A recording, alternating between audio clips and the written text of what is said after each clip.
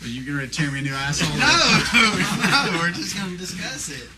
Wait, do you have anything to add? What did you think? What ideas did you have? Yeah. That you have to do the makeups and whatnot. I don't have any makeup ideas just yet, but I was already picturing one possible ending where Brent could theoretically use his cloning technique and make a crowd of zombies, and so you got the lone hero guy standing on on a hilltop, and he kind of a la Army of Darkness, and he looks behind him, and then this horde rises up over the hill, and they're coming towards him, and he's got this expression on his face like, oh no, not again, what am I going to do to get out of this pinch? Mm-hmm. And then it just fades out. So we'll call that the Army of Darkness ending, or the Jet Li the One ending, if you will. Or the Aliens versus Predator. We're just throwing out that sci-fi geekery for you right there. You know what I mean? That'd be a good excuse. Yeah, exactly. To do Exactly a same crowd, thing. Only I like the One better because he was like, he had attitude. He was kicking their ass. He was like, okay, I'm so nobody's bitch. You have an idea for one particular shot, and actually. And I like that too. I mean, visually that wouldn't be that hard to do. Mm-hmm. And right now, I'm presuming we're going to have some budget, but it's going to not use. What we do is what we do, and that's low budget. That's probably be whatever it takes for the makeup. Exactly. That's all. And I personally don't want. I don't see it as being real comedically influenced.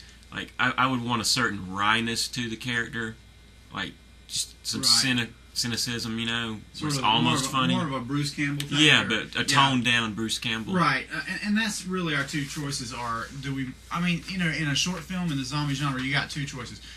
One is, it's a big gag and everybody knows it's a big gag. Two, it's you take yourself deadly serious. With maybe a touch of comedy, but as far as the way the characters, react to the situation, you take it deadly serious. So, sometimes the deadly serious approach, depending on your actors, I've seen so much of that shit on YouTube. Beep. Sorry. I've seen so much of that stuff on YouTube. I've seen so much of that stuff on YouTube that I'm kind of against, unless your production will live up to it. As far as putting a guy in a room and going, oh gosh, I can't go out there, there's zombies. Come on, man. Who wants to watch that? You know what I'm saying? People watch zombie movies to see zombies get killed and people get ate by zombies. That's the two things right there. That was very well done though on the Dawn of the Dead DVD. I really enjoyed the diary. What's his name? The gun shop guy on the remake Dawn of the Dead DVD. Oh, I don't know. I'm not a huge fan. Oh, where the guy was in the armory shop or whatever. He had his gun shop. And oh yeah, that was pretty awesome. He kept videotaping himself. I thought it was very well done. That was pretty awesome. But most people can't pull that off. Yeah, if they'd have tried the dog gag before he got too weak, I think he would have probably. I mean, how are you going to get surprised by a zombie when you... I ain't going to shoot holes in it. I actually love that movie, so I could tear that apart, but I'm not a huge fan of it. I thought it was pretty entertaining. I liked it better after the fact. It's okay. Well, it's not one of the Romero's. I mean, really. I mean, so what do you expect? It's it's Hollywood, big budget and all that. And I tend to gravitate away from those into the independent ones, But that's just... It was an entertaining watch for me.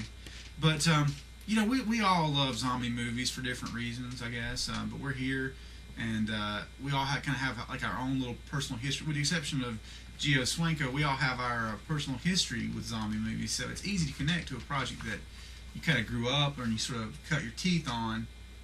I mean, the zombie movie is what made me want to make George Romero was a major influence. Absolutely. On many fans, many filmmakers alike. And with that, probably segue into my statement that the only reason I'm willing to discuss this is because George Romero is involved. Because I do not want to get involved in another project that could be potentially very time-consuming. Because I hold myself to a certain standard of quality where if I'm going to commit myself to something, I want to see it carried out and performed at the absolute best that it can be. And we're still deep in post-production on C for Chaos, and that's definitely a major priority. So, but having the opportunity to possibly have a work that we can present to George Romero to meet his approval, and then possibly be able to talk to him during that time period is a mighty prize indeed. So I'm definitely intrigued by that possibility. Okay, now listening. Now the big things I wanted to be sure about on this was that let's do this by the book, no budget way. Meaning, C for Chaos, we purposely went against. We had hundreds of characters, tens of 20s of locations. It's insane. Lots of effects. So let's do this one location wise, 4 actors, something along those lines. Very, very simple, where we can make it something we can shoot in a day or two, or 2 weekends, something like that. So those are the kind of things we have to think about in terms of before we can decide and agree on a potential story, because no matter what story we come up with, it has, you have to have some kind of representation in reality as to how do we actualize it. You can think up anything you want to, but how do you get that mansion or car or whatever that you're going to film them in? Right.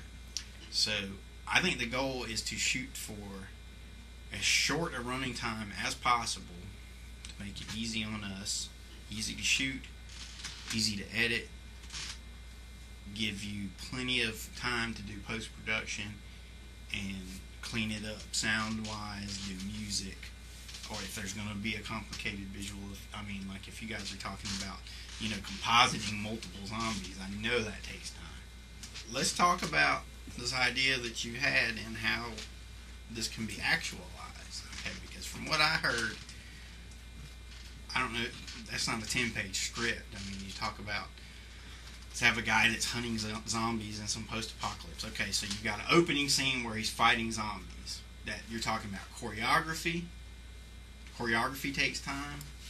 You're talking about if you're talking about fighting zombies, you're talking about anytime you say zombies, you're saying makeup. So that's already one scene. That's a whole weekend to have a fight. You're right. Let me go ahead and throw this out. I'm just saying that, having had that experience from Zombie Hunter, there's a lot of that I really love that I thought, God, if we had a chance to do that again, that would be major cool.